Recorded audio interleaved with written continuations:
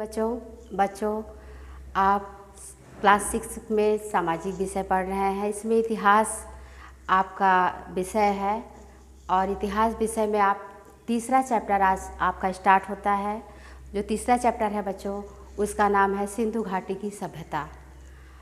बच्चों, इस चैप्टर में आपको जो पॉइंट पढ़ने हैं, उसमें इस चैप्टर में आपको केवल 2 पॉइंट हैं पढ़ने हैं। उस पॉइंट में पहला पॉइंट है आपका सभ्यता क्या है, सभ्यता क्या है, और दूसरा पॉइंट है सिंधु घाटी की सभ्यता। यानी कि पहला पॉइंट आपको सभ्यता है क्या, सभ्यता किसे कहते हैं, सब यह शब्द कहाँ से आया है, और उसके बाद सिंधु घाटी की सभ्यता क्या है, ये आपको पढ़ने हैं इस चैप्टर में। तो बच्चों, सबसे पहले आप ये जान लीजिए कि जैसा कि आपने पिछले चैप्टर में पढ़ा था कि लाखों वर्ष से पूर्व से मनुष्य जो है पृथ्वी पर जीवन यापन कर रहा है और प्रारंभ में उसे अपने जीवन को जीने में कितनी कठिनाइयाँ हुई, किस किस तरह से उसने अपने जीवन को एक सामाजिक स्तर पर ले आया, यह सब आपने पिछले चैप्टर में पढ़ा है। तो बच्चों, इस पिछले चैप्टर में आपने यह पढ़ा कि पाषाण युग का जो मानव था उसने कृषि करना और कृषि करने के साथ साथ औजार बनाना प्रारंभ किया, जिससे अपने जीवन को वह सुव्यवस्थित और सुखमय बना सका है। और बच्चों, औजार के साथ साथ उसने नए शिल्प का विकास किया, नई नई तकनीकें विकसित की, जिसके कारण उसने अपने जीवन को सुखमय और व्यवस्थित ढंग से जीना सीखा था। अब आप इस चैप्टर में आपको यह जानना है कि सभ्यता है क्या। तो बच्चों, सभ्यता जो है जिसे हम सभ्यता कहते हैं, जो सभ्यता शब्द है बच्चों, ये अंग्रेजी शब्द सिविलाइजेशन से बना है। अंग्रेजी शब्द सिविलाइजेशन से बना है, जिसे इस शब्द में सिविलाइजेशन ग्रीक शब्द है, ग्रीक शब्द सिविक्स से बना है। यह अंग्रेजी शब्द सिविलाइजेशन है जो ग्रीक शब्द से बना है, ग्रीक शब्द सिविक से बना है, और जिसका अर्थ होता है नगर सभ्यता, यानी कि मानव का वह कार्य क्षेत्र।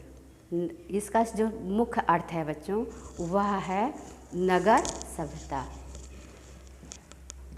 नगर सभ्यता।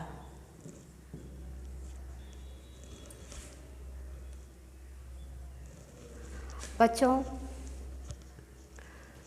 इसका जो ये मुख्य शब्द है नगर सभ्यता, इसमें वह अपने लिए एक सभ्य समाज, एक अच्छा घर, अच्छे कपड़े और अच्छे समाज की व्यवस्थित रूप से अपने कार्य को करने में वह जुटा। प्राचीन काल बच्चों, इस युग का जो मानव था, यानी सभ्यता का जो प्रारंभ हुआ, तो सभ्यता के प्रारंभ में ही उसने अपने जीवन काल को व्यवस्थित ढंग से करना सीखा था। इस सभ्यता जब प्रारंभ हुआ, सभ्यता का युग शुरू हुआ बच्चों, तो इस युग में मानव एक जगह एकत्रित होकर रहने लगा और अपने सुख के लिए वह नए नए औजारों, नए नए शिल्पों का प्रयोग किया, जिससे वह धीरे धीरे विकसित होता गया और वह अपने लिए अच्छे मकान, अच्छे वस्त्र, अन्य भी सुखमय चीज़ों की व्यवस्था करता रहा।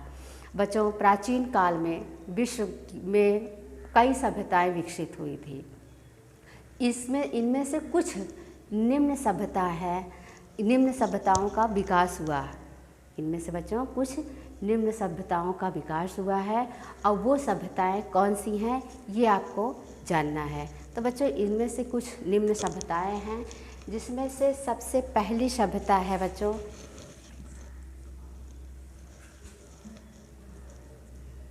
सिंधु घाटी की सभ्यता, दूसरा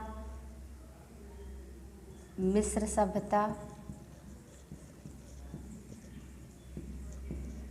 तीसरी कीट सभ्यता, और चौथा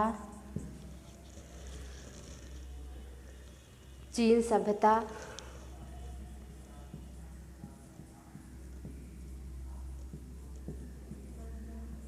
पांचवा है सुमेरियन सभ्यता।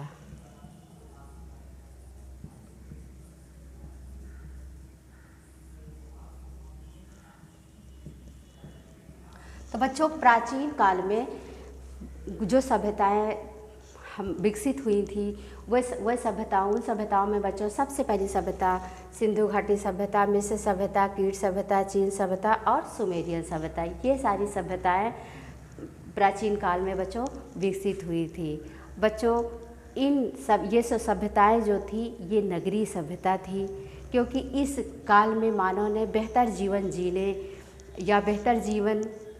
जीने का प्रयास कर चुका था, अपना बेहतर जीवन का स्तर प्राप्त कर चुका था। उसने बड़े बड़े सुव्यवस्थित मकान बनाए, नए नए कला कौशल का विकास किया। परिणाम स्वरूप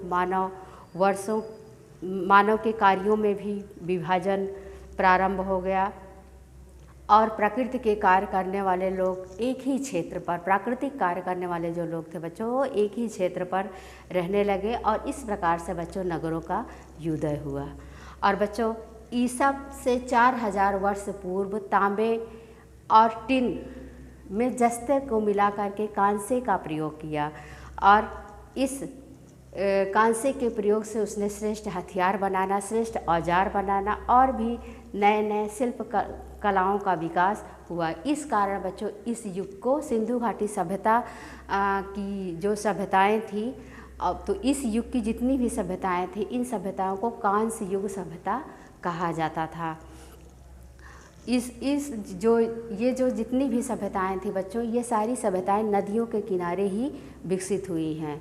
ये सभ्यताएं नदियों के किनारे ही फली फूली हैं और इस सभ्यता को कांस्य युगीन सभ्यताएं कहा जाता है। और इन सभ्यताओं के बारे में आपको पढ़ना है कि सिंधु घाटी सभ्यता क्या है, मिस्र की सभ्यता कैसी है, चीन की सभ्यता क्या है, कीट सभ्यता, सुमेरियन सभ्यता, सारी सभ्यताएं। ये सारी सभ्यताएं बच्चों एक नदी के किनारे ही विकसित हुई हैं, क्योंकि नदियों के किनारे ही इनके अवशेष मिले हैं। और ये नगरीय सभ्यता थी। नगरीय सभ्यता ये फली फूली थी। नगरीय सभ्यता का मतलब होता है कि ये अच्छी खासी विकासशील सभ्यता थी, इस कारण ये नगरीय सभ्यता ये सब मानी गई हैं। तो बच्चों, अगला जो आपका पॉइंट है इसमें चैप्टर में, वो है आपका सिंधु घाटी की सभ्यता की, यानी कि सिंधु घाटी की सभ्यता क्या है। अभी तक तो आपने पढ़ा सभ्यता गया है, जैसा कि आपको एक बार हम फिर से बता दे रहे हैं कि सभ्यता, सिविलाइजेशन ग्रीक शब्द के सिविक्स से बना है, जिसका अर्थ होता है नगर, और नगर सभ्यता इसका अर्थ होता है। तो बच्चों, आज के वीडियो में बस इतना ही। अगला वीडियो जो आएगा उसमें आपको सिंधु घाटी सभ्यता के बारे में बताया जाएगा। बच्चों, धन्यवाद।